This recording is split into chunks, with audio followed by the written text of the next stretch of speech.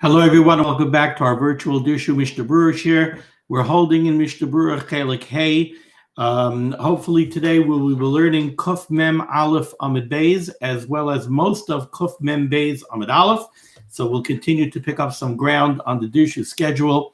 We're holding in Hilchos Yom Tov. We're in the middle of Siman Tuf Kuf Yud Ches, which discusses the laws of hotza'ah, carrying on Yom Tov. And we begin today on the bottom line of Kuf Mem Aleph Amid Aleph with Siman Tuf Kuf Yud Ches Sif Beis. Says the Mechaber, Asar li Yisrael, it is forbidden for a Yid lahotzi shum davar, to carry, to transfer from one rishus to another rishus, anything b'Yom Tov, on Yom Tov, l'tzarich eina Yehudi, for the purposes of a non-Jew. So a Yid is not allowed to perform the melachah of hotza'ah for the purposes of a non-Jew on Yom Tov. Now, the truth is, like the Mishnah Berurah says, let's take a look at Mishnah Berurah, Eis Cut Yud Beis, on the bottom line of Kuf Mem Aleph Amid Aleph. Ritzayna Loimar, what the Mechaber wants to say is, Afilu Shal Ochel nefesh. When the Mechaber says, Asal Yisrael lahotzi shum davar, a Yid is not allowed to take on anything, shum davar. What's he including? Says the Mishnah Berurah, Ritzayna Loimar, Afilu Shal Ochel nefesh. Even if it's something that has to do with ochel nefesh. So even if a non-Jew wants him to bring him some food, or a non-Jew wants to bring him a pot for him to cook in, a Yid is not allowed to do that. Hotza'ah is a melachah. You're not allowed to perform a melachah, even a melachah that's generally mutter for your purposes. You're not allowed to perform it for the purposes of a non-Jew. Continues the Mishnah Berurah, the loyadifa mi bishul, the melachah of hotza'ah is no better, meaning it's no less asur than the melachah of bishul, cooking, the asur gamkein l'tzarech hakum, which is also forbidden to perform for a non-Jew on Yom Tov, k'de'isa la'el b'siman Tuf Kuf Yud Beis Sif Aleph.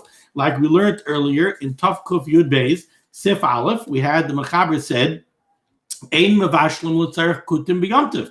You're not allowed to cook or do any other melachah for a non-Jew on Yom Tov. And we learned that out from the Pasuk. The Pasuk says, nefesh hu levado yeyasa lachem. Only things that are necessary for the preparation of food for a person, only those things may be done lachem, for you. And we learn out from that Pasuk, lachem, you're allowed to do melachah for your purposes, v'lo lekutim, but not for a non-Jew. And lachem, you're allowed to do melachah for your purposes, v'lo leklavim, and not for animals. Okay.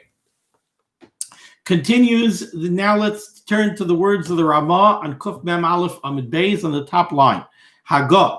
Avol, however, mutter l'shloyach loi al yedei eino Yehudi.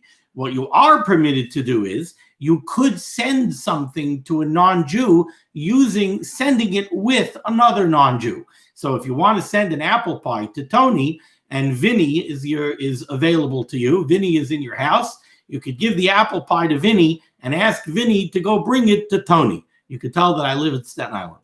Okay, Eis Katan Yud Gimel in the Mishnah Berurah, l'shloyach loi, you're allowed to send it through the Rishus Harabim after Amir La'akum Shvus, even though, generally speaking, Amir La'akum is an Issa D'Rabbanan, right? If you're not allowed to transport something through the Rishus Harabim, if you're not allowed to perform the melachah of hotza'ah for Tony, then you're also not allowed to ask another non-Jew. You're not allowed to ask Vinny to do it for you. That's Amir La'akum, which is an Issa D'Rabbanan.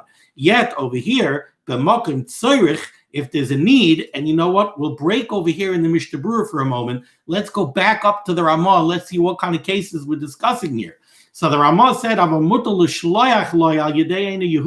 you're allowed to send something to a non-Jew and have another non-Jew transport it to him. The non-Jew will do the hotza'ah.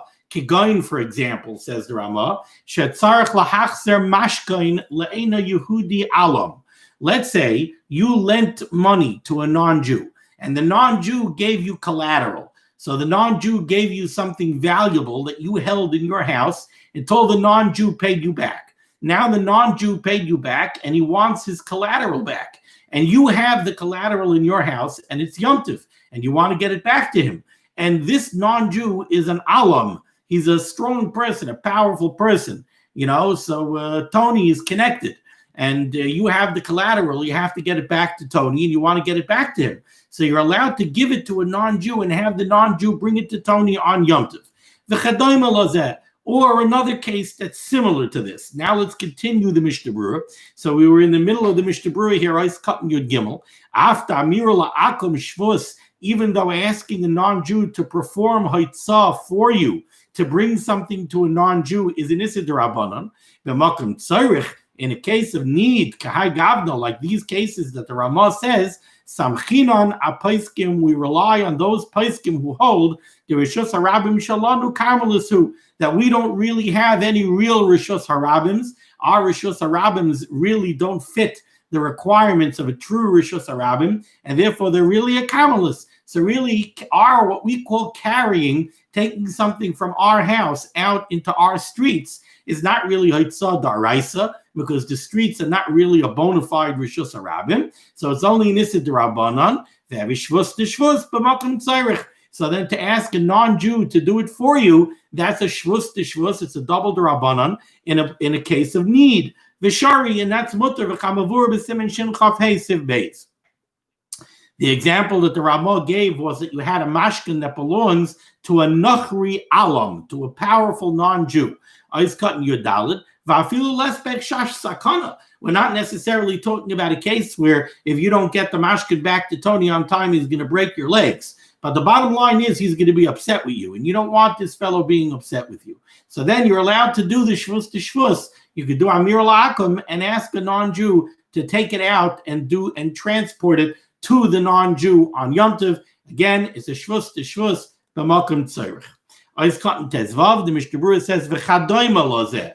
If you have another case that's similar to this, what kind of case does he mean by that? Says the Chavetz Chaim, kigoyin mipnei darkei shalom. Sometimes it's not a question so much like this case where you have to return a collateral to a powerful person, to a strong person. Sometimes it's just pshat. You have a neighbor, and you want to send something to the neighbor. Maybe the neighbor did a big favor for you, and you want to send a cake over to the neighbor.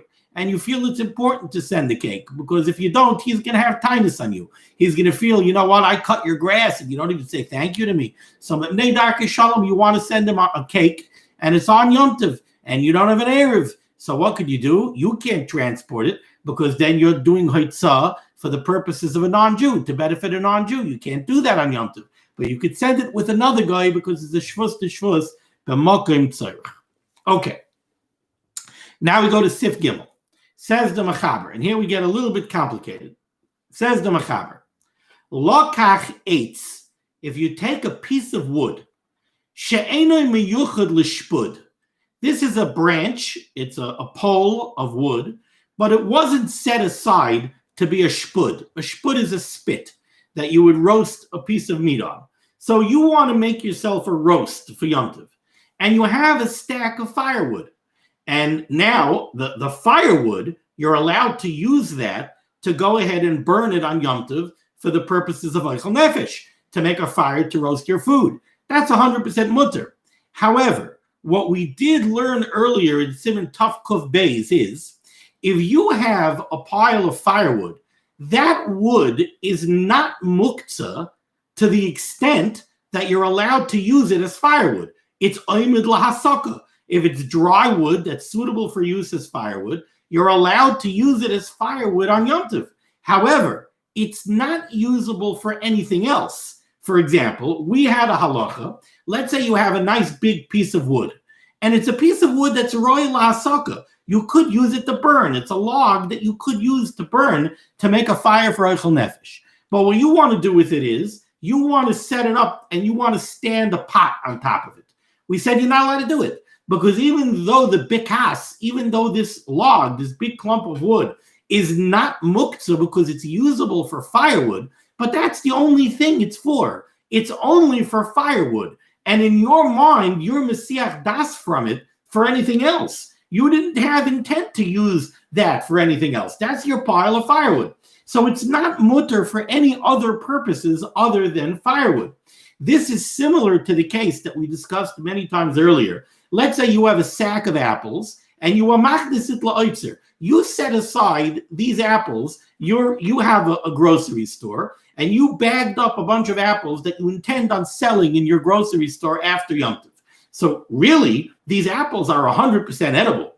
And if you had a yen for an apple on Yom Tov, you might decide that you want to eat one of those apples. But it doesn't matter. Since you set it aside for schayra, since you set those apples aside for business purposes, they now become muktzeh on Yom Tov. Now, this is all according to the Mechaber, Shita, who's a machmir in muktzeh on Shabbos, and Pashtus, the halachas that we're going to be learning now, follow that Shita of the Mechaber. So again, over here, you have a pile of firewood, and you want to make a roast. All of that wood is available to you. It's not muktzeh to the extent that you're allowed to use it to go make a fire to make your roast. But you also need a shpud. You need a spit that you could use to put the meat on, to roast the meat. Now, even though I told you that the halacha is that you're not allowed to use that wood for anything else, we did have a halacha that you are allowed to use that wood to use it as a shpud. You're allowed to use it as a roasting spit. Why is that true? So we learned a halacha earlier. We learned it in, I think, also in that's Tafkuf Beis Siv Gimel. Tafkuf Beis Siv Gimel. We learned over there. Aval mutter litzlois by, the Ramah said on Kuf Tez Zayin Amud Beis on the top line, you're allowed to take a piece of wood and use it as a spit.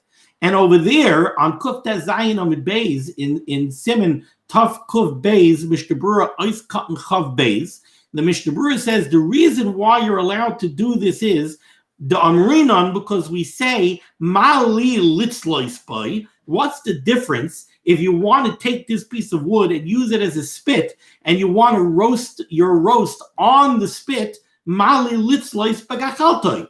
Or you take the piece of wood and instead of using it as a spit, you throw it into the fire and you reduce it to coals and you roast the meat using the coals.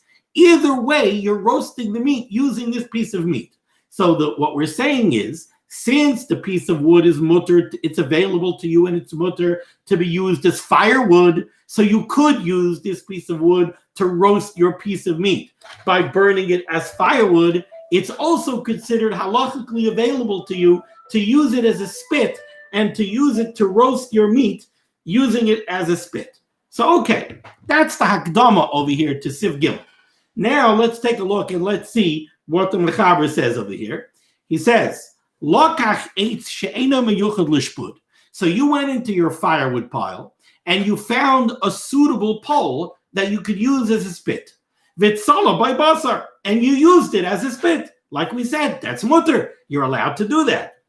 But now you have a problem. The problem is that when you finish roasting the meat, what are you going to do?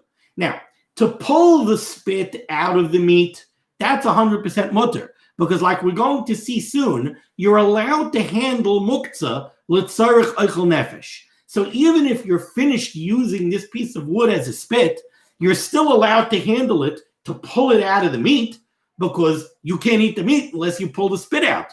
So fine. So now you want to pull the spit out, but now what are you going to do with the spit? What are you going to do with this spit? It's a long pole. It might be pointy at one end. It might be hot. It might be dangerous. It might be something that's dangerous to leave around.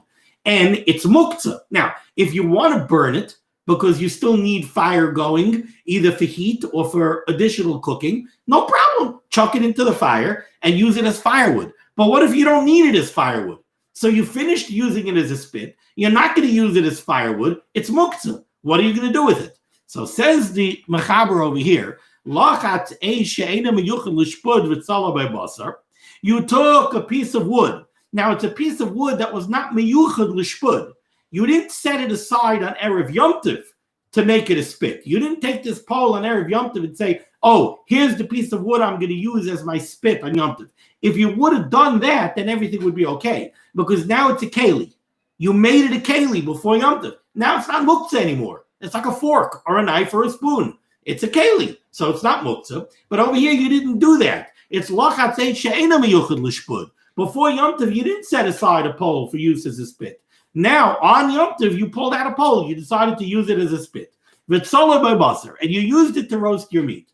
Now, also l'taltalai achakach, When you finish the roasting, now it's muktzeh, and you're not allowed to be metaltal it anymore. She'eina keli, because it's not a keli.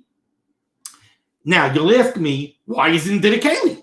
Maybe by using it as a shpud on Yom Tov, you made it into a keli. Well, the answer is, it's not a keli, and I'll prove it to you.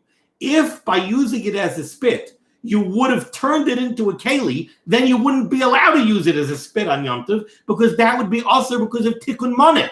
That would be also because you created a spit on Yom Tov.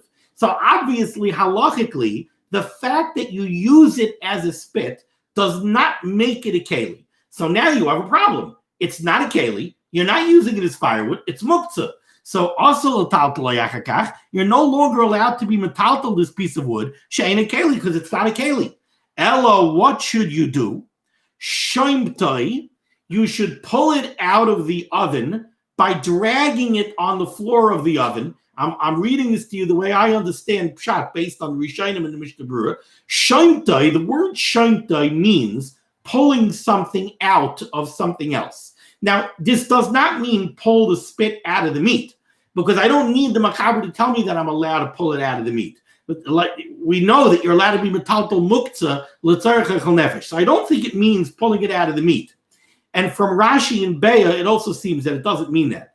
It means elashontai, pull it out of the oven. And according to Rashi and Beah, I think it means drag it on the floor of the oven as you pull it out. So you're not really being metaltal it 100% kedarkei. You're not holding it. You're not supporting its full weight. It's resting on the floor of the oven. Pull it out, umanichai b'karen zavis, and let it drop into an out-of-the-way corner, kedei shelo yizayku bai, so that nobody should get hurt by it.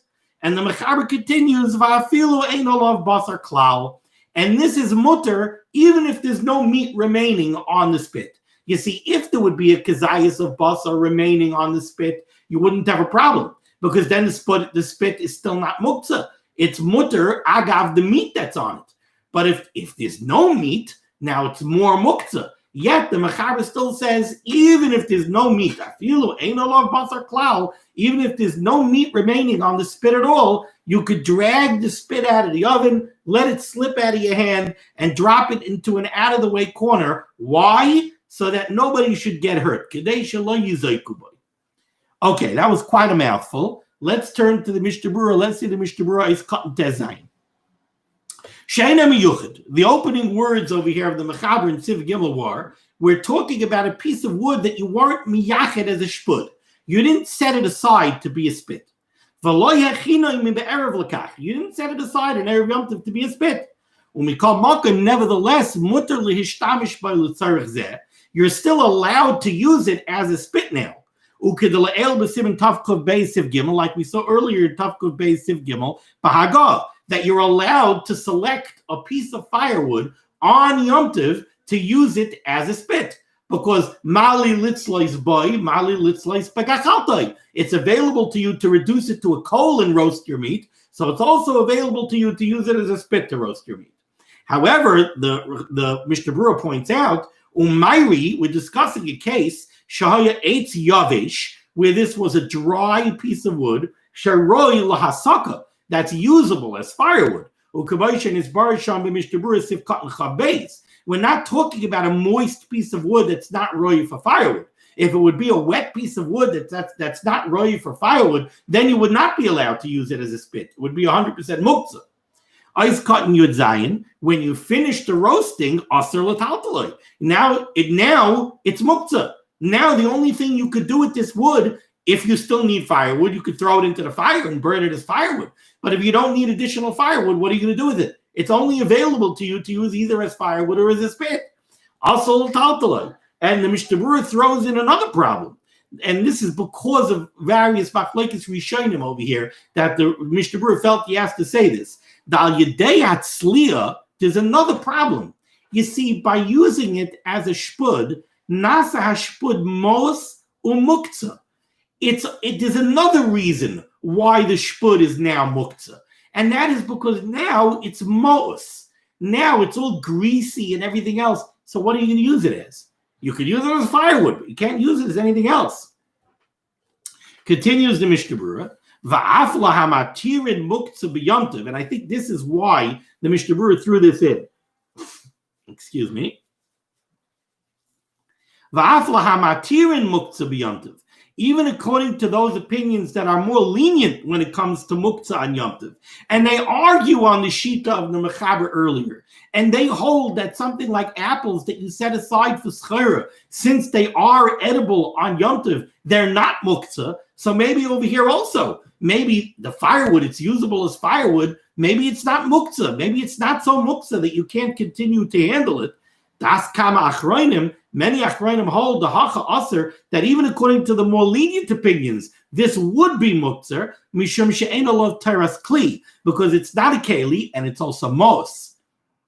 Okay, it's also a taltaloi. You're not allowed to handle it. If you don't still need it as a spit, if you want to take another piece of meat, put another piece of meat on it and continue to use it as a spit, that's fine. Or if you don't need it, to throw it into the fire because you need more firewood. If you need more firewood, if you still need to cook and you want to keep the fire going, fine. There's no problem with that.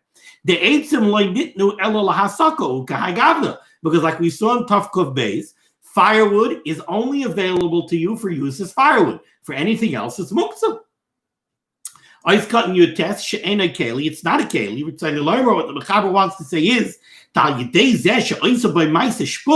the fact that you used it as a spit, don't tell me that makes it into a keli. That doesn't make it into a keli. You see, if it did make it into a keli, well, then you would have a new problem. Then you're making a keli on Yom Tov, and it would be also because of tikkun mana.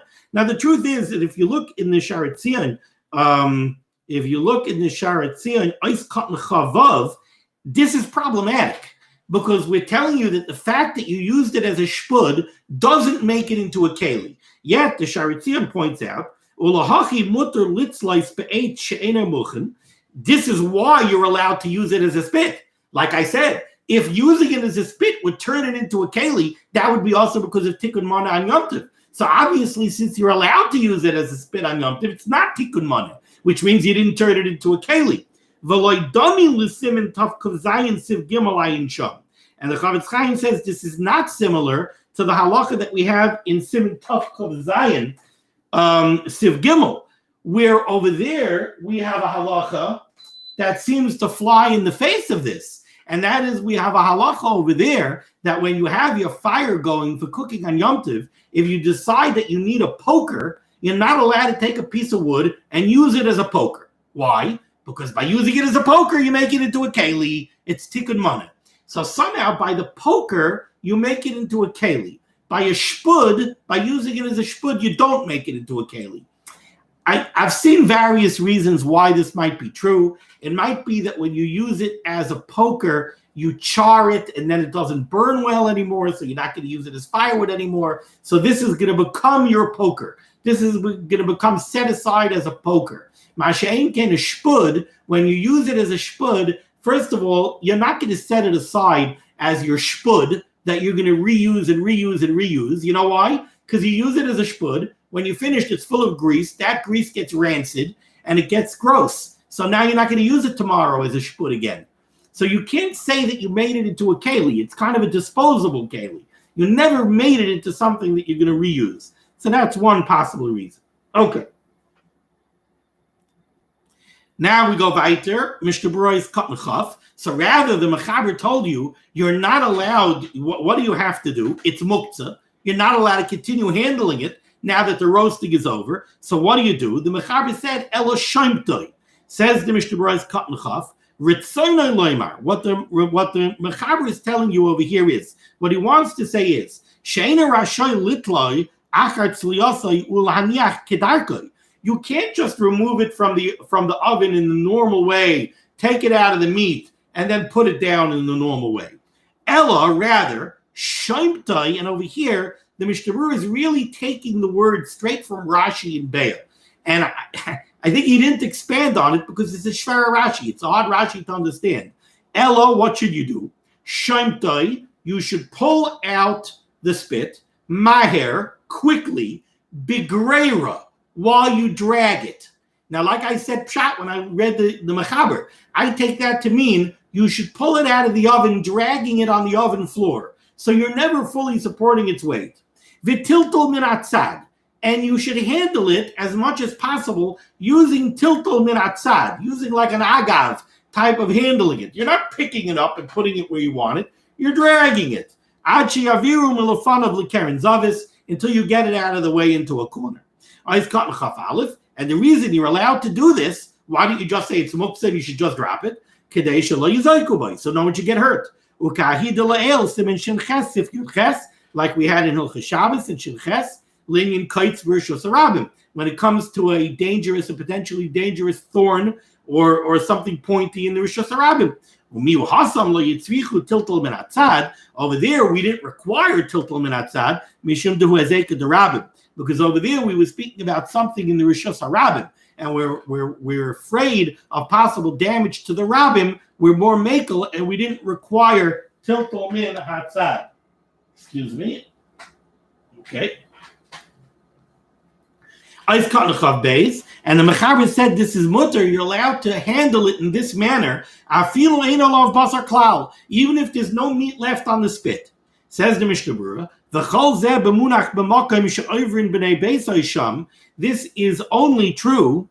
this is only true if the spit would be remaining in a place where people from your household might walk by and get hurt. But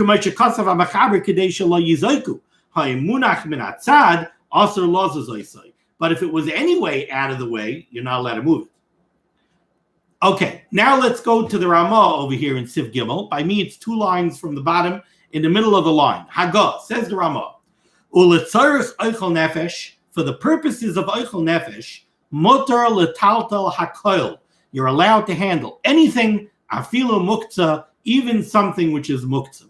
Says the Mishnah Berurah is Kan Chav Gimel uletzarich ochel nefesh. Kigoyin, for example, avanim, stones, ayafar, or dirt, hamunachim lifnei peiros, that are blocking your way to get the produce. So you have a thing of apples, and somehow it got covered with pebbles. So you want to move the pebbles out of the way to get to the apples. No problem. You're allowed to handle the stones, ulahasiram, and to move them out of the way, in order to get to the produce. And the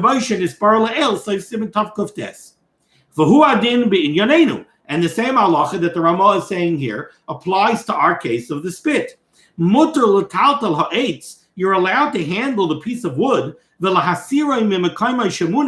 and move it from where it is if you need that place for ochel nefesh purposes. Let's say you put down the spit in front of the opening of the oven, and now you want to put something in the oven. So certainly you're allowed to move the spit l'tzarich ochel nefesh to be able to put something in the oven. And like I said earlier, so too when the spit is in the roast, I don't need the mechaber to tell me that I'm allowed to pull the spit out of the meat. That's the only way I can eat the meat. So I'm allowed to be metaltal the spit for ochel nefesh purposes to pull it out of the roast. And the same way I'm allowed to handle it while I'm roasting the meat, I'm allowed to pull it out of the roast in order to serve the roast. The chadayma b'shvil simchas Yom Tov. This is mutter for simchas Yom Tov. The chol zeh b'shvil ochel nefesh for simchas Yom Tov.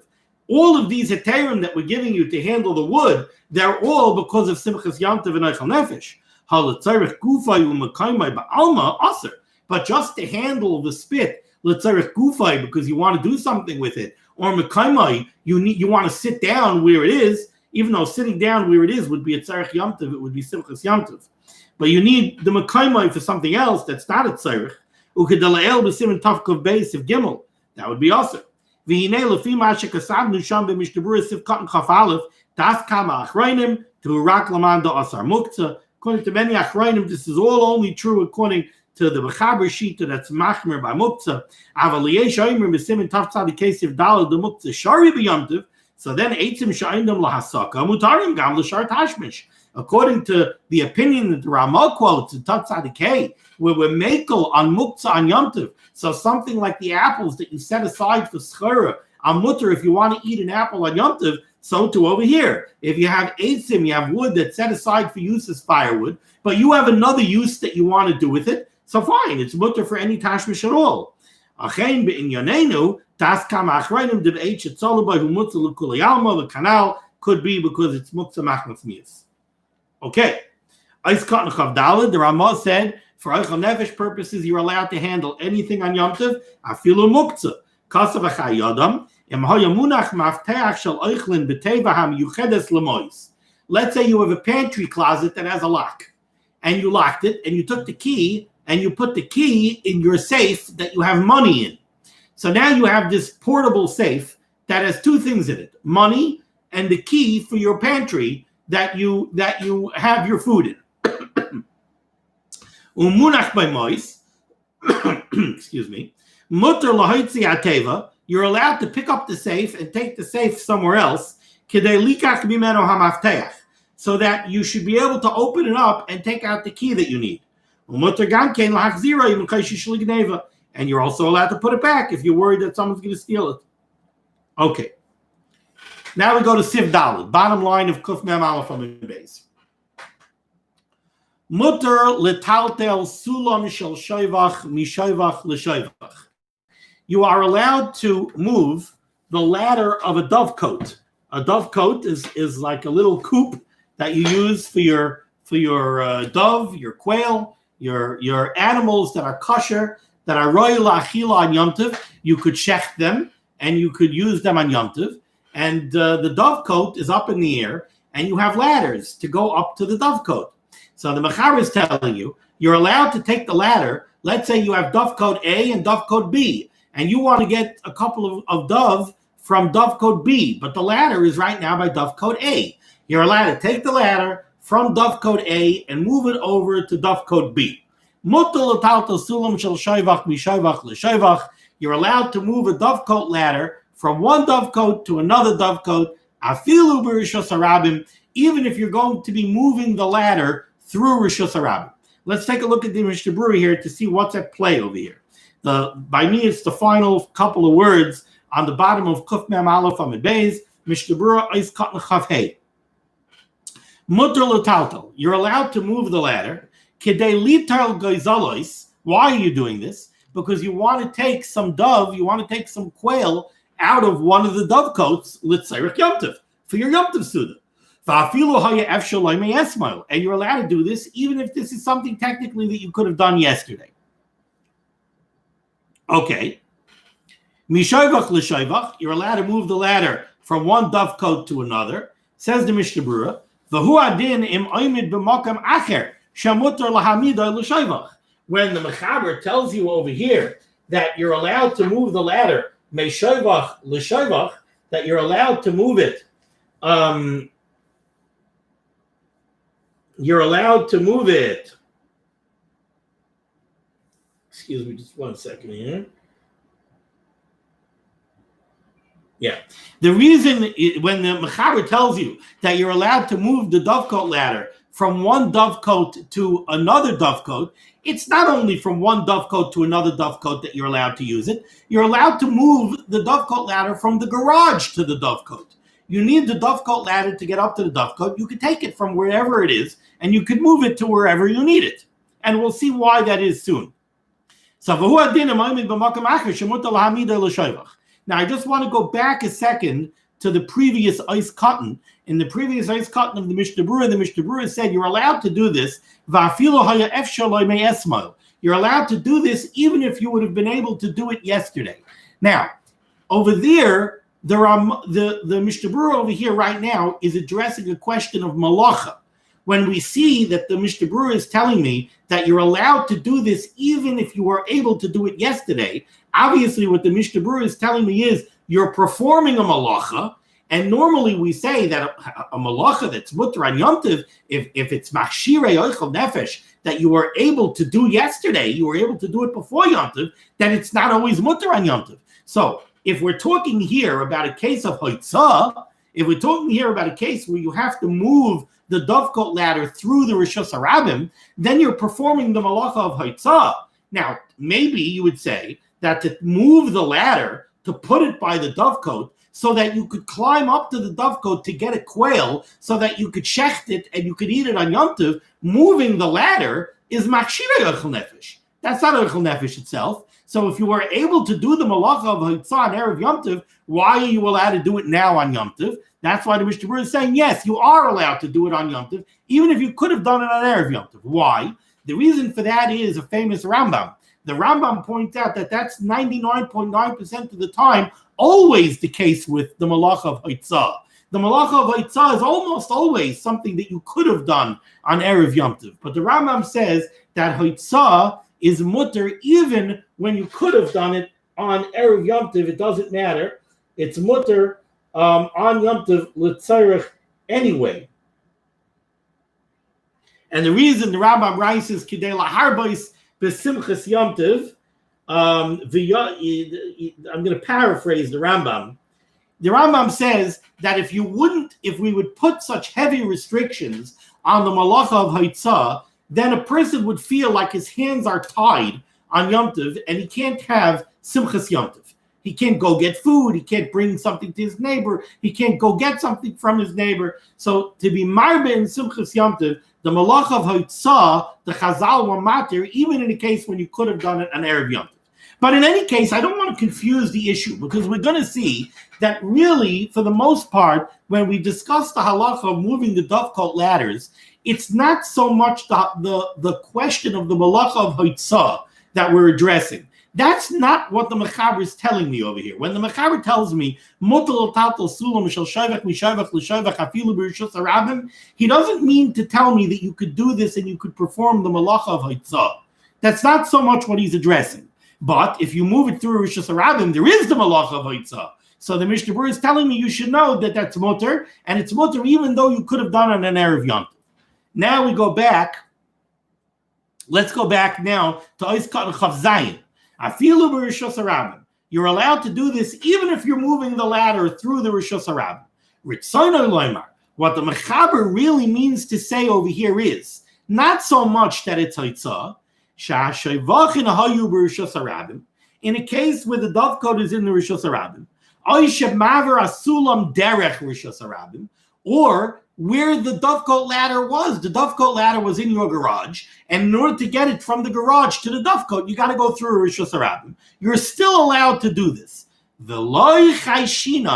And we're not concerned Shema Yomru, that maybe people who see you in the Rishus Harabim will say Shemetaltal Asulam L'tzarech Asiyas Malacha, that you're handling a ladder in order to go clean your gutters. That's the key point over here. So the key point of the mechaber's heter over here is you're allowed to move the dovecote ladder even through the Rishus Harabim, and we're not worried about Marasayim. We're not worried that someone is going to say that you're doing melachah on Yom Tov. You're going to do your roof on Yom Tov. You're going to clean your gutters on Yom Tov. No, a dovecote ladder is very clear that it's a dovecote ladder. Let's continue in the Mishnah Berurah. He says, the sulamai shel shevachin, dovecote ladders, nikarin, are recognizable as dovecote ladders, umiyuchadin, and they're made specifically for dovecotes, the yadi de l'shevachai hu malichai. And people will realize that you're moving the dovecote ladder for the purpose of moving it to a dovecote to get quail to shecht l'tzarech simchas Yom Tov. And now Chavetz Chaim throws in a peripheral point. Umayri, we must be talking about a case sheheichen ayonim miba'ayoim, where you were meichen, you prepared these birds at Erev Yom Tov. Right? Because we said a lot of times birds are muktzeh if you weren't mazmin them on Erev Yom Tov la'achila. We had a whole Siman. You have to say, I'm going to take from those doves from my Yom Tov meal. So we're talking about a case where you were making them.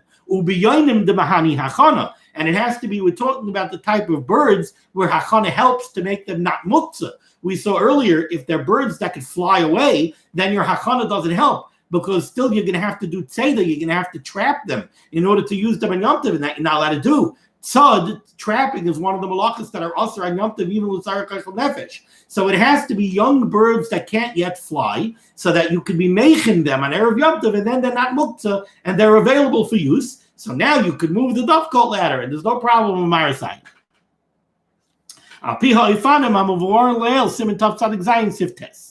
Now let's go back up to the mechaber, top line, right by the Oiskat Chav Ches for the Mishnah Berurah. So you're allowed to do this with a dovecote ladder. You're allowed to move a dovecote ladder. because a dovecot ladder is recognizable as a dovecot ladder, and there's going to be no marasayin. No one's going to say you're going to do melachah on Shabbos. Avol, however, sulam shel aliyah, if it's an attic ladder, meaning a ladder that was commonly used to go climb up to an attic, that's not a dovecot ladder. That's a different mitzias. It's a different kind of ladder. Avol sulam shel aliyah, aser betiltel, is muktzeh, and you're not even allowed to be metaltal it.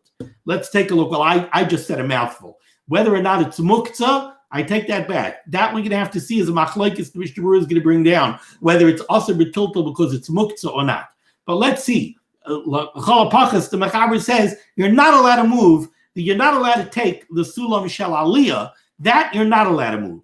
Says the Mishnah Berurah, I want to get through the Mishnah Berurah on this sif.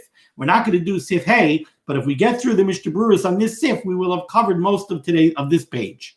Says the Mishnah Berurah, Aval sulam shel aliyah aser. An attic ladder is aser. Why? Says the Mishnah Berurah, the haraya yaimar, because somebody who sees you walking with such a ladder is going to say, he's going carrying the ladder because he wants to redo his roof.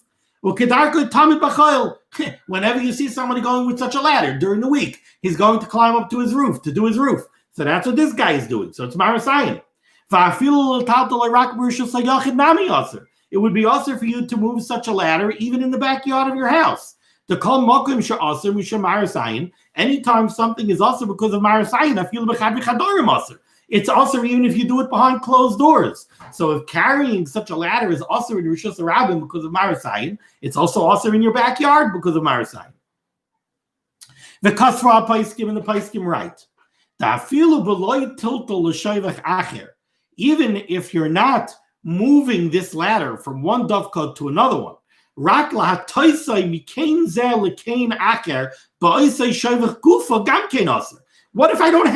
I have a sulam shel aliyah? I have one of these prohibited ladders leaning up against my dovecot, and I don't have to pick it up and carry it to another dovecot. That you told me is also because of marasayim. Because if I would be carrying the ladder in Rishus Harabim, somebody would say I'm going to do my roof. So I can't carry it in my backyard either.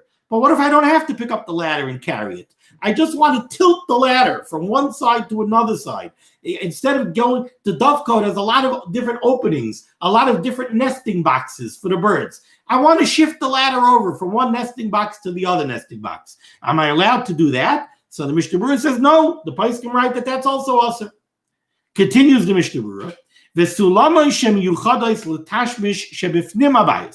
Little ladders that are meant, well, I shouldn't say the word little. The Mishnah Berurah doesn't say that. Ladders that are meant for use inside the house, like a step ladder that you use inside the house to climb up to get something from on high. And you're always moving the ladder from one place in the room to another place in the room. Whether or not you could move such a ladder is a matter of dispute amongst the paiskim. Yesh Imrim Deshari. There are those the Sharitzium brings down, the Rabbeinu Tam, that say that this is mutter. Yesh Imrim Deshari. The Davka Sulam Shel Aliyah. It's only the attic ladder, Shehu Gadol, which is a big ladder. The Chazi Lalei Salav Lagag Lesaknoi, and it's usable to go up onto your roof to do your roof. Then Chashinan, then we're worried that somebody will say you're moving it to go do your roof, and then there's a marasayin problem. But the step ladder that you have in the house, that you would never use to go up to your roof, that has the halacha of a dovecot ladder, and that you're allowed. There's no marasayin on that. That's the opinion of the Rabbeinu Tam. However, v'yesh machmirim, you have the ra'ah that's brought down by Taisus, that is machmir. The daitam, they hold, the lo yakelu ela b'sulam shel shayvach. They say the other way. You see, the Rabbeinu Tam says, what's aser? Only the sulam shel aliyah. Because the sulam shel aliyah is very big, and it looks like something you might use to repair your roof.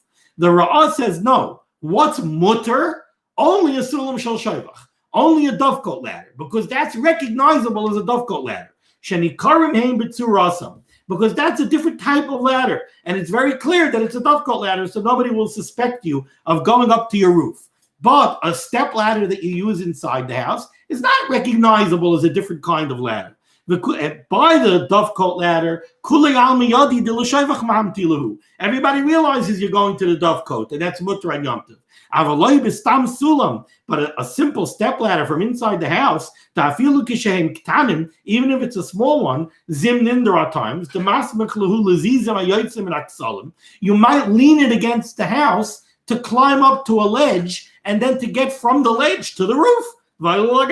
So then they might suspect you of doing melachah. Well, in halacha, as far as halacha l'maisa, the Mishnah Berurah says, in